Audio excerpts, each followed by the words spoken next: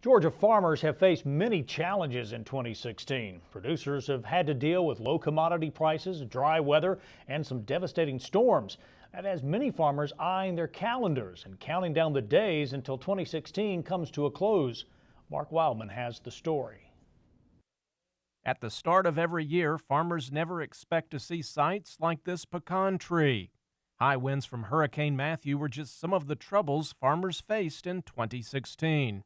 Here in Screven County, Georgia Farm Bureau President Gerald Long and Georgia's Commissioner of Agriculture Gary Black heard from producers that suffered a lot of crop damage from the hurricane. So, my heart goes out to them in prayers that somehow that we are survivors. We figure out some way to make it. But with a combination of low commodity prices, drought, and now this, it's going to be very difficult.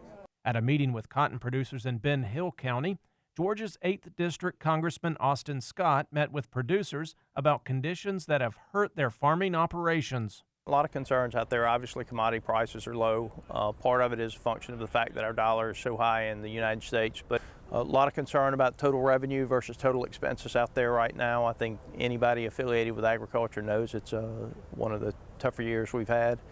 A lot of concern about yields, a lot of concern about where is the money going to come from to plant the farm next year. Ben Evans runs Coffee County Gin in Douglas, Georgia. He deals with growers all over the area and says producers are having a very difficult time. We definitely have had some dryland growers that have just had an absolutely catastrophic crop. The way the rains fell this summer, they were very, very sporadic throughout the countryside, and you can have one field that got a 2-inch rain and go a mile down the road and you got no rain, and the yields have reflected that coming into the gin so far.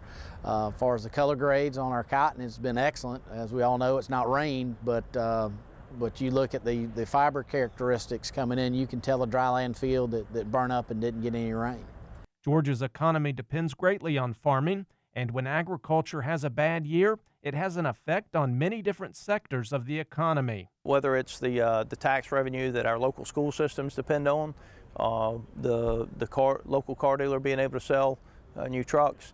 If farming's good and farmers are making money, things are good for the economy in rural Georgia. When farmers aren't making money, things are tough on the rural economy in Georgia, and it's felt all the way through local school budgets, local car dealers, tractor dealers. Obviously, when yields are down in cotton, that means that your cotton ginners aren't ginning as much cotton, and so it has a tremendous impact. We are agriculture, and when farmers have a good year, most of the people in Georgia are going to have a good year. And when farmers have a bad year, we're all going to share in that pain.